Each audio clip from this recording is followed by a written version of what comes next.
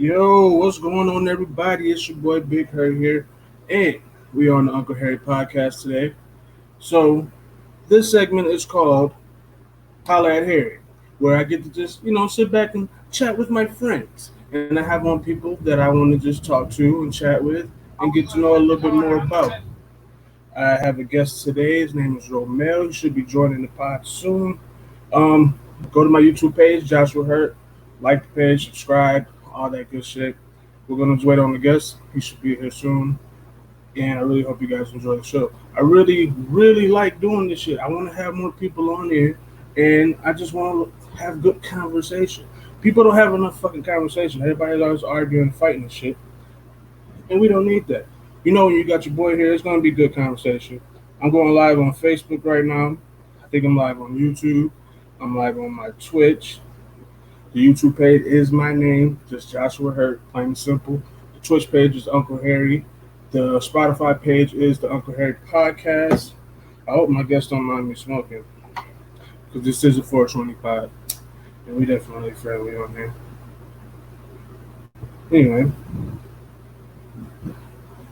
I have been looking for more people to get on the podcast. I got a sports podcast coming out later on.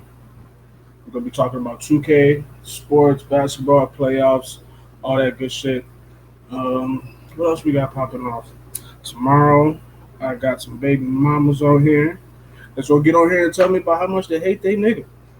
Well, not exactly, but they're gonna be on here talking about why they're single mothers, and what they expect more from men in 2020. So, I can't wait to get that started. I'm gonna pull me up a little something here. I'll be waiting on Romell. So, interesting about my guest today. As you guys know, you know me. I was in the fire when I was a kid, right? And I found him, and he went through the same circumstances. So I thought it'd be interesting to have somebody on that I could just talk to and see what it was like coming up, going through some of the same things that I was going through, and being a different person in society and looking a little differently. I hope my audio's coming through good. Let me know if y'all can't hear me. Going through some of the same things that I was. Oh yeah, yeah. Audio's perfect. Audio's perfect. Cool. So I got. Yep. I hear you on YouTube. I got my shit. Oh, hold on, Romell. I see you. Hey, what's going on, sir? Yes, I'm good, my brother. How about you? Hold on, I can't hear you. I think I might have you muted. Oops. I think I might need to find some headphones really quick. There we go.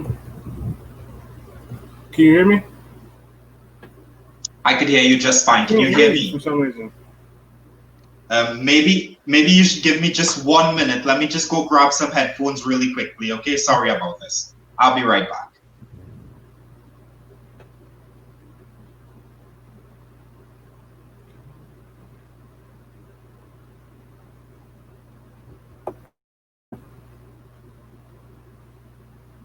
We're having some audio problems right now. Hey, if y'all can hear him, let me know. But for some fucking reason, I'm having a really hard time hearing him. I could just talk to him and see what it was like coming up. Oh, yeah.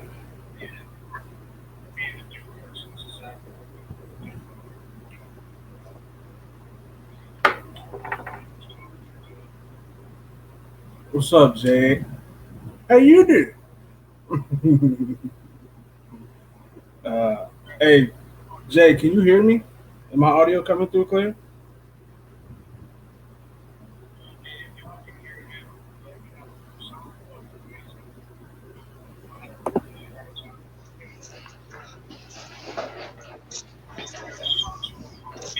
How about now? Could you hear me now? Yo, can you hear me? Say something. I can hear you just fine. Can you hear me now? Okay. Yeah, can you hear me? Yes. All right, we're good now. Good audio. What's going on with you, man? Well, firstly, I have to say thank you so very much for inviting me onto your podcast tonight.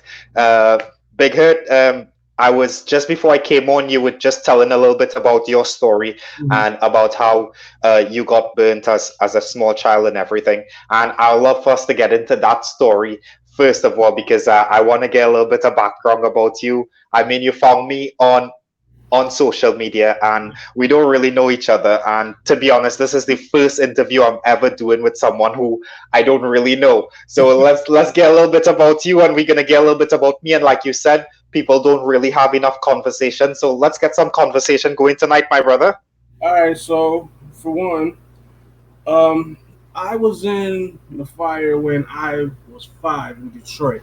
Um, I was living in this really fucked up apartment that had caught on fire, and me and my little sister got stuck inside. And like I said, I want to say that was about 1995. I'm 30 now, so I've been like this for 25 years or so. And I I guess I really was interested in talking to somebody else that's been through the same experiences, like going through life and school. I have been going through your page, and like you seem like such a happy person. You know, like a is that your baby on your display picture? Yeah, yeah. Like family, kids, like I guess so. A lot of kids that have went through similar situations as us, they get discouraged, and they wouldn't exactly think that they could have the happy life like we have now. So I wanted to just talk to you and see like what was it like growing up and like going through school to become the man you are today. Well, you see, like, I got to tell you a little bit about me. Mhm. So like, firstly, I've never attended school.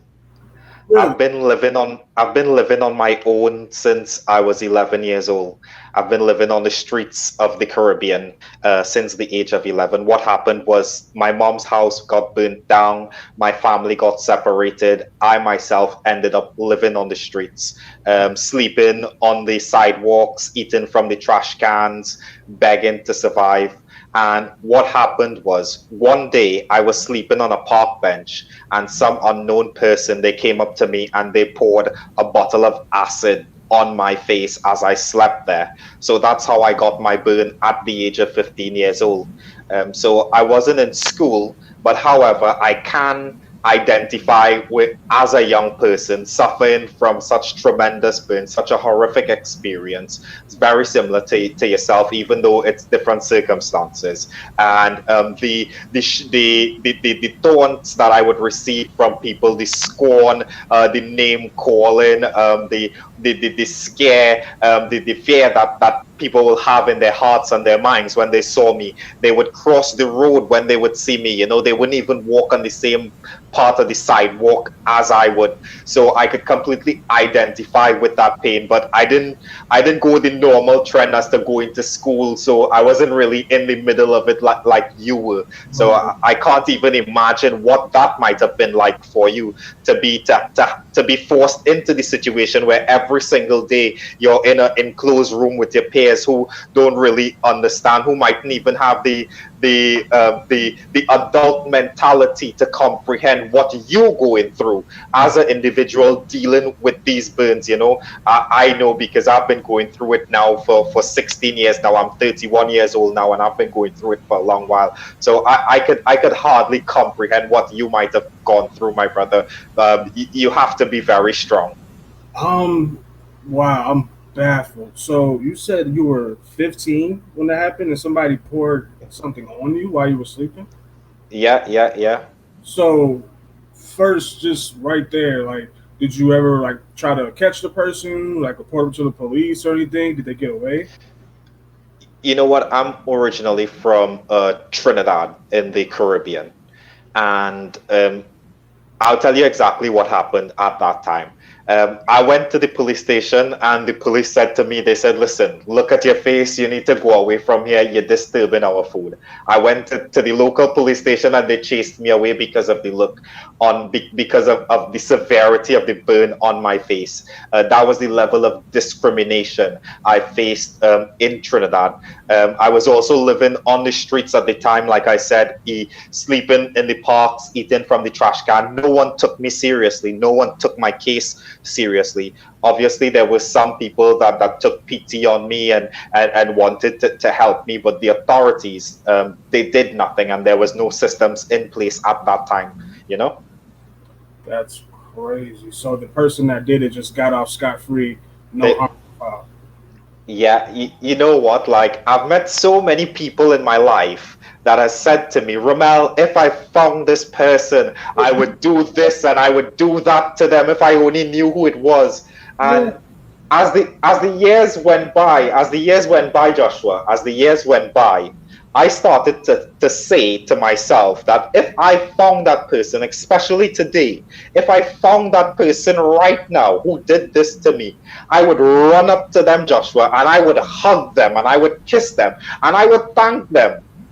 Because you see, let me explain, You have because to they explain thought, because I'd have the Jo- complete opposite. I'm going to jail. Joshua, no, let me break it down for you, Joshua. You see, they thought that they would do some evil to me and they would destroy my life. But I was 15 years old. I was living on the streets. I had no ambition. I've never been to school.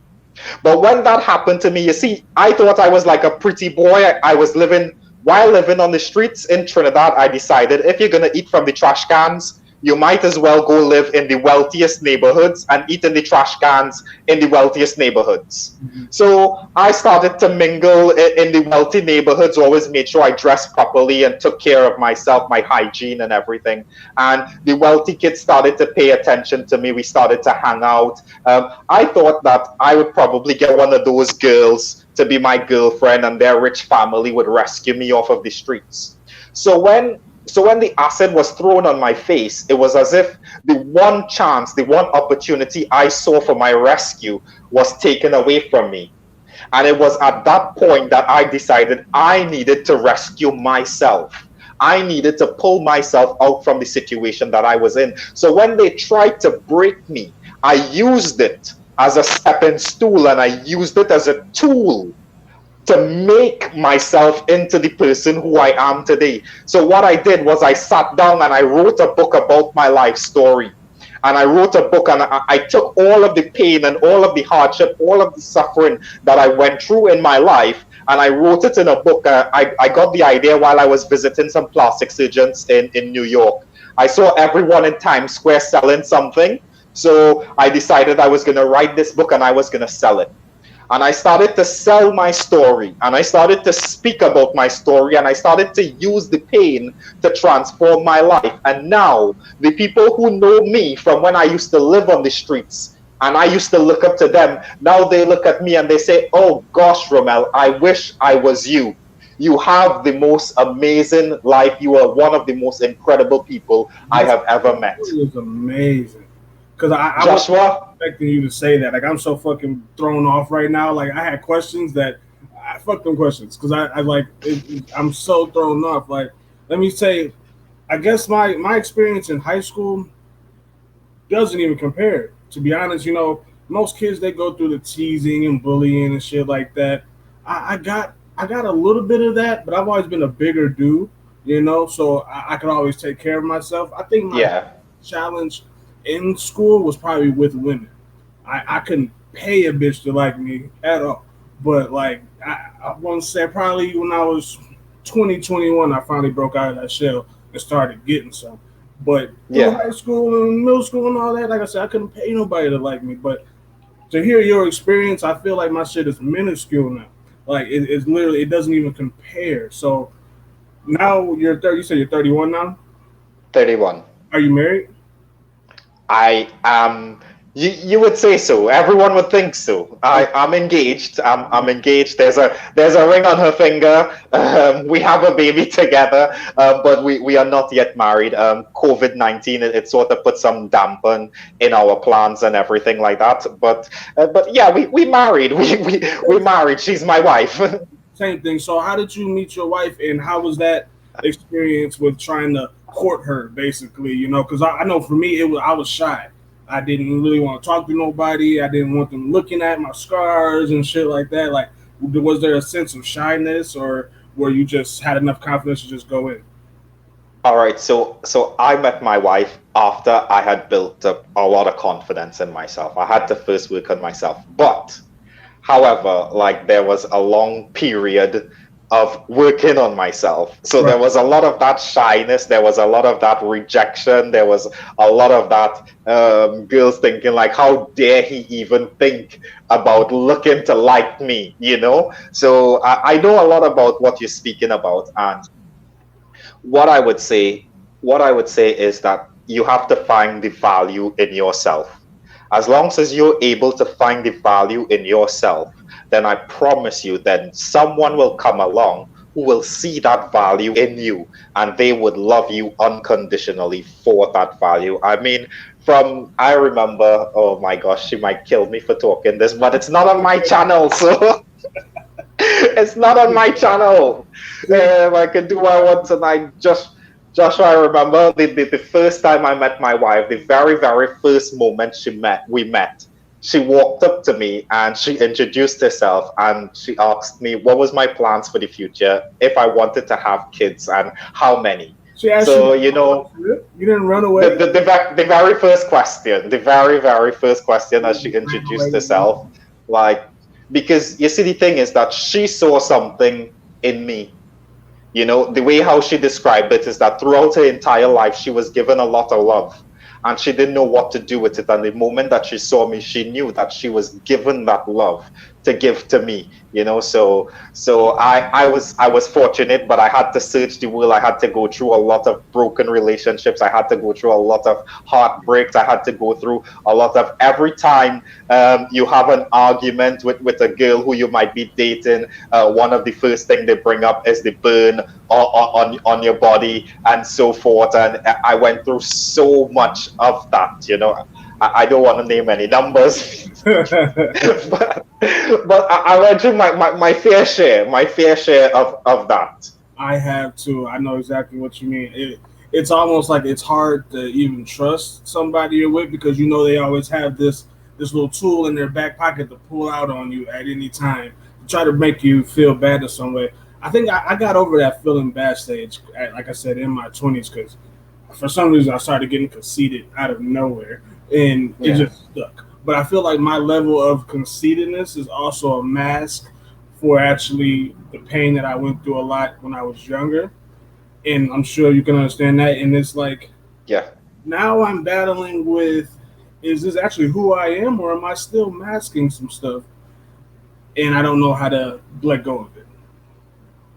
You know, I am the exact same. I'm still trying to. I don't even know who I am. I've never been able to discover myself because, like I said, I started to live on the streets when I was 11 years old, and at that time, I started to smoke weed, and from that point in time to now, like I don't think I ever went a week without it. You know, so Now, are you using me. weed as a recreational thing or is it to help psychologically? No, for me, it's psychological, medicational for me Right. because Me too. you know people like us, we go through a lot of trauma, we go through a lot of stress, and there's you know, a lot of times we don't speak about it, especially men, especially strong black men like ourselves. Mhm. We don't really talk about the psychological impact that things has on us, the things that the trauma that we went through in our past. We just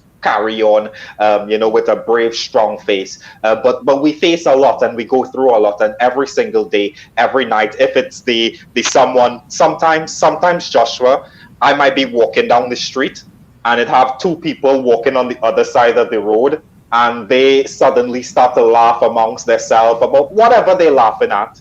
But you know those voices in your head, they start to tell you like, "Oh, look at these people! They're laughing at the burn on your face." You know, Like, they laugh. They're laughing at your situation.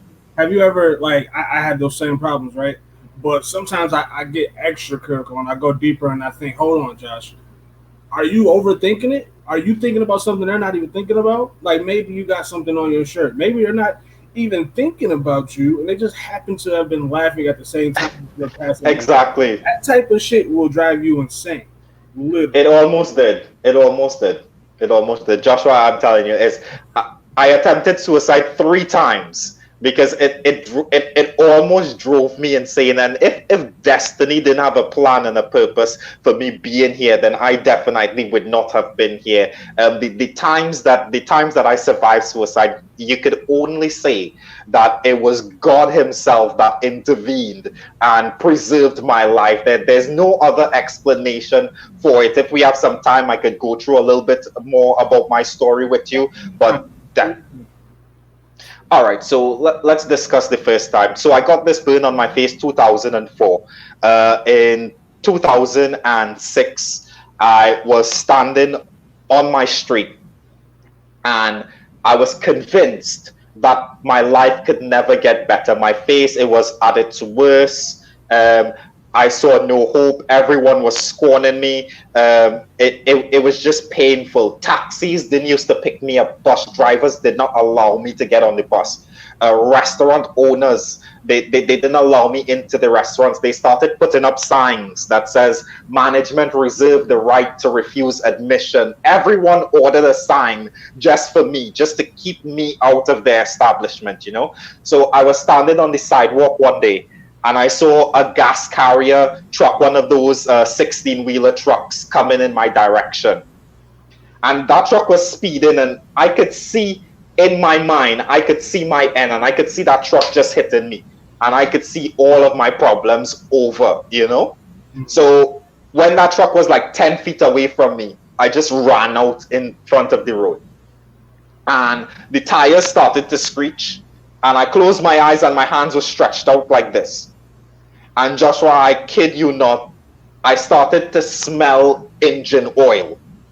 And I opened my eyes, and that truck, it was just stopped right there in front of my face. Not even the truck driver could have believed that that truck stopped there. He got out the truck and he started to look behind the truck and below the truck. He was looking for my dead body, and I was standing there speechless in front of that truck.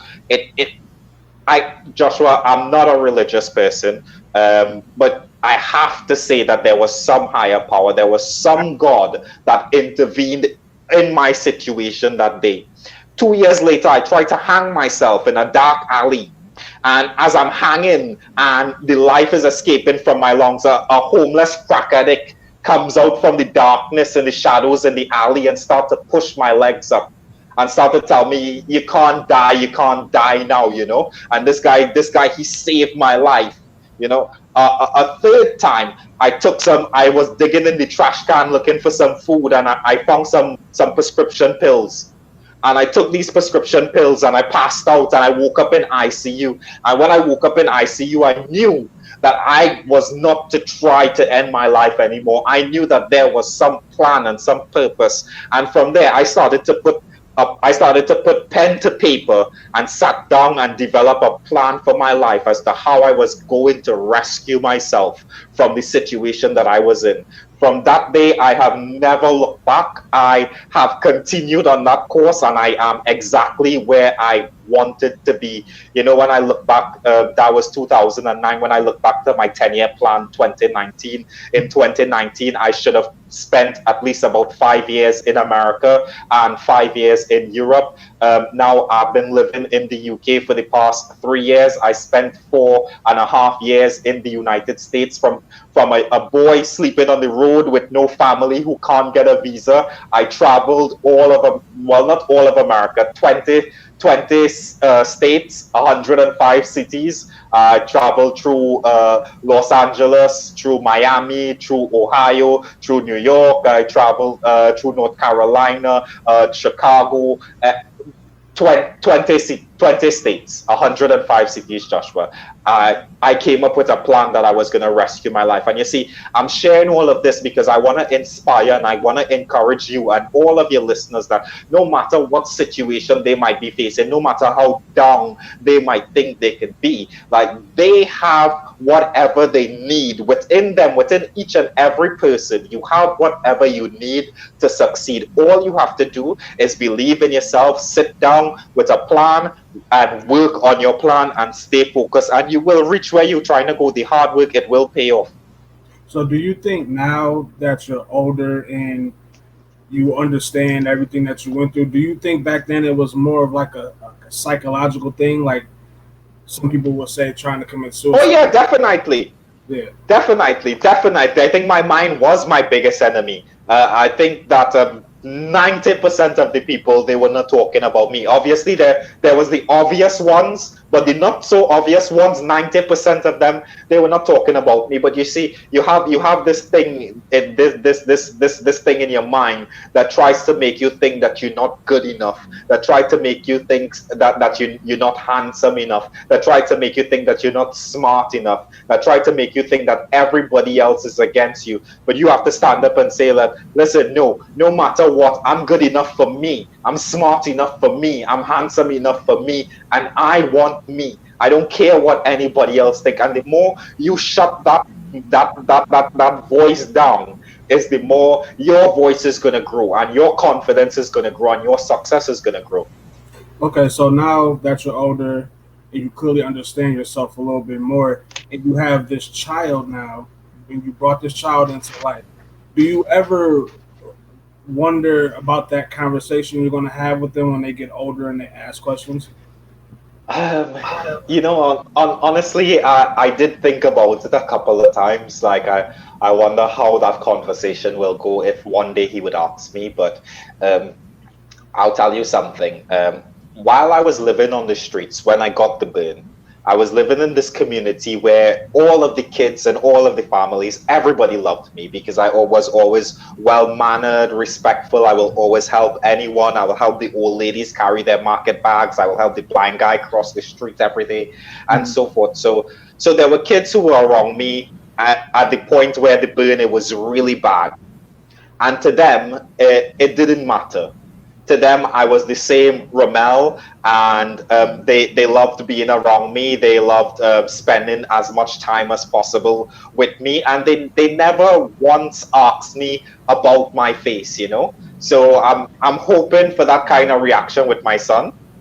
Okay, I have a question. So about that Yeah. community, um, was it a diverse community, majority white, majority black? Because of my experiences, you find the different type of looks and stares and conversations about you in different areas.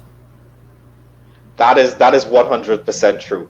That is 100% true. But not only the different ethnic communities, the different cosmopolitan makeup, but also the socio-economic makeup as well. You find the different stares. Like, let's just be plain. Amongst poor people, you will get more stares. Mhm. Whether they're white, black, Indian, Chinese, Syrian, no matter what they are, amongst poor people, amongst people with not such a great quality access to education, Mhm. you would find more stairs. So I grew up in an area, like I said, I was living on the streets, so I decided to choose the neighborhood that I would live on the streets. So I lived in the most cosmopolitan, the most multicultural area, but it was also one of the most financially well-off areas in the country. So I had that, where a lot of the people, they traveled a lot, they had a lot of experiences and so forth. So after a while, it became quite normal for the parents and also for the children to function around me. But if I was to go 5-10 minutes drive out of that community, It's a whole different then the world. reality, the reality started to hit in, and depression would soon sink in. Yeah, for sure. So, how was it like when you started applying for jobs and having to have those interviews with people and new coworkers? And having to start all over again with the introduction process and all over again telling a million stories about what happened and all of that. Well, you see, that's the thing about me, Joshua. Like, I decided that life thought it was gonna screw me over, and I made the decision I was gonna screw life, and I was gonna screw it good. So every time I stand up in a new job, and if I go for a job, every time I stand up in an interview, like, it's a pleasure for me to tell you my story, because I know that you're gonna be inspired by my story. I know that you're gonna be touched by my story, but more so, I know you're gonna want a person like me on your team, in your organization. You're gonna want me working for you. So I just take the opportunity to, like I said, if I meet that person, I would thank them, because I take every single opportunity that is afforded me to turn this around and to use it for my benefit. And that is what I do. See, I did the complete opposite. It got to a point where I got tired of saying the same shit all over again. So I try my best not to have an attitude all the time, but then it got to a point where I will just walk around in my daily life with an attitude. And I couldn't shake that shit until I got older. Now I'm in a way happier place, a way better mindset. But when I was younger, just getting into the workforce and applications and interviews and shit is like, okay, stop. Don't even ask me. Like, can we not think about this? I'm a good worker. Just think about that. But then you have to understand that this is real life and people want to know shit. Yeah. And you see, I knew I was gonna face that challenge, and I knew I was gonna run into that stumbling block like you did, especially when I was younger. So I took a different approach. I decided that I was not gonna go work for anyone. Like I said, I wrote my book, and with the thing with telling the story over and over and over, people every time they see me, they ask me what happened to your face, what happened, what's your story. So I decided that I was going on a mission to tell my story 10,000 times. So every time I met someone and they asked me or they were interested in my story, then I could tick one off on my 10,000. So it became a mission for me, and it became an excitement and a joy for me to use it. But also, it became a money maker for me as well. It became my paycheck, telling my story, because I wrote my book, and people, they would buy your book even if they don't want to read it, just because you have an interesting story. They would invite me to speak in their churches, in their community groups, in their youth gatherings, in their social parties. They would invite me to their homes for dinner, to come and speak to their families. And I started a website, and I started marketing on Facebook and so forth, and I started pushing myself and pushing my story and really marketing my testimony. And instead of going and getting a job, I used it to travel the world and just travel and tell my story. I really have been trying to do that same thing, and I found it so hard to actually get to write a book, to actually write it down. Of course, everybody thinks they can just write a book. That shit is not easy. Like, to actually sit there and write a fucking book is so damn hard. I Oh, really have been trying to write a book probably since I was 10 years old. And I used to start off with little yeah. stories and shit. So I'm actually in that same process of trying to tell a life story, because I feel like not only for people that are burn victims, just black men in general, trying to get along in this world, I can help them with that. And Not definitely, just black men, everyone. Your best friend is a white boy. Well, I'm sorry, I don't know that, but in your videos, I was watching some of your videos, and I don't know if it's a skit, but I know, like, definitely, like, you oh, you live in a multicultural society just like I do. My best friend is a white boy. yeah, My best friend is a white boy. I can tell you that. And I'm a black liberation ideologist, but also I live in a multicultural society. mhm. Yeah, and especially right now, it's so hard having white friends and like admitting it. Like, nobody wants to hear that shit right now. And the skit that you see, That's so true. yeah, the skit you seen on YouTube, it was just I happened to have been having a conversation with one of my white friends, and we just came up with the idea. And he's like, "Man, you got to do that. That's hilarious." And but yeah, I grew up in fucking Detroit, Michigan, and then when I moved from Detroit, Michigan, out to Belleville, because I got kicked out of every single Detroit public school as a kid after I got into the fire because Yeah, getting in fights. I kept fighting people. I got yeah. so my mom was like, "All right, your last choice is to move you out to the country with the white people. If you fight, then you got to go to Tennessee." I'm like, all right. So we moved out to Belleville, and I've been cool since. And like, I've met so many different people, all different colored people, and I refuse to give up my friendships because of the ideology of what's going on right now. Exactly, exactly. Because you know, like you said in your skit there, at least the one you did that one skit about Black Studies class, first day of Black Studies classes, and like you said in that speech there, then if we just mirror that hate, then we just continuing what has been passed on or what has been projected on us, you know. So we're not gonna continue that. Like we know that and we are one of the most educated generations that ever existed. We have information at our fingertips. We know that we are to be proud of who we are, but we also know that everyone else came out from us, and we are to love everybody. At least we are to love who love us. Love who love you, because sometimes, and I hate to say it, but sometimes, Joshua, sometimes black people is their biggest enemy and their biggest fight down. Sometimes you know, so you have to love who love you. You have to always love your people and support your people like every other ethnic tribe do. But you also have to, you can't just put yourself in a box. You I have to, refuse to put myself in a box. yeah, you have to be realistic. Well, I think we're in a place right now where being realistic is really hard to do because it's hard to forget how much hatred there really is.